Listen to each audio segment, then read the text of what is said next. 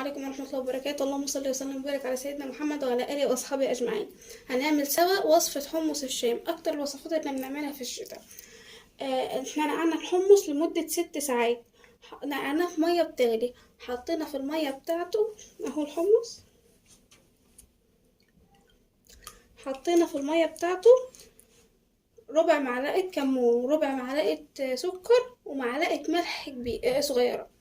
حطينا التوابل دي ليه في المية؟ عشان خاطر الحمص وهو في المية بيشرب من المية دي، فالتوابل دي تدي للحمص طعم. احنا هنصفيه ونشطفه ونرجع لكم. بسم الله الرحمن الرحيم. احنا كده صفينا الحمص وشطفناه. ايه هي المكونات اللي هنحطها عليه وهو بيغلي؟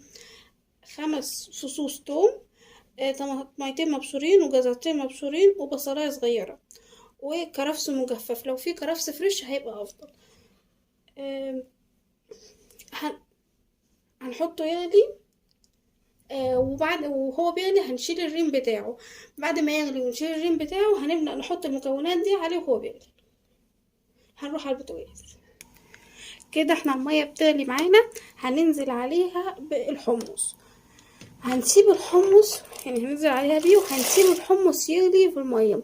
اول ما يغلي ويطلع الريم بتاعه هنشيله وننزل بالمكونات اللي هما الجزرتين والطماطميتين وقشرة الطماطميتين والبصلاية والكرفس المجفف و5 فصوص توم.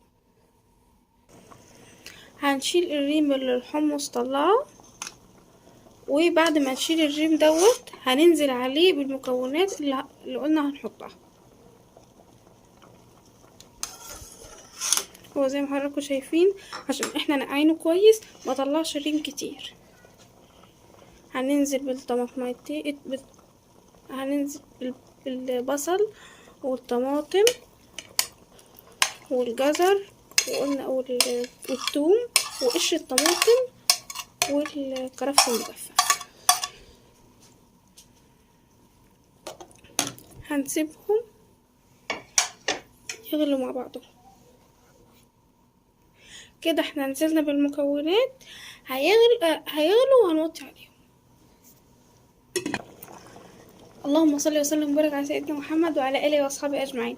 هو الحمص كده غلي خلاص، هنحط معلقه ملح كبيره وهنوطي عليه.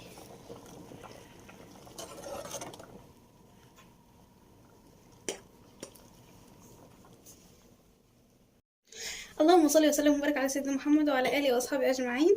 احنا كده خلصنا الحمص خلاص، وصلناها وظبطنا الملح بتاعه زي ما حضراتكم شايفين. الحمص ميته عامله ازاي، فاتحه ازاي، والحمص مستوي كويس جدا الحمد لله. وبكده نكون خلصنا وصفتنا. اهم حاجه ان احنا مش هنحط الكمون والحمص بيغلي. ليه؟ لان الكمون لما بيغلي بيمرر، فاحنا بنحطه في الكوبايه. اما بنيجي نشربه بنحطه في الكوبايه على طول. وبكده نكون خلصنا وصفتنا. اتمنى تكون الوصفه عجبتكم، ما تنسوش تجربوها وتكتبوا لنا رايكم في التعليقات، وعملوا لنا لايك وشير واشتركوا في القناه، وما تنسوش تفعلوا زر الجرس. اللهم صل وسلم وبارك على سيدنا محمد وعلى اله وصحبه اجمعين.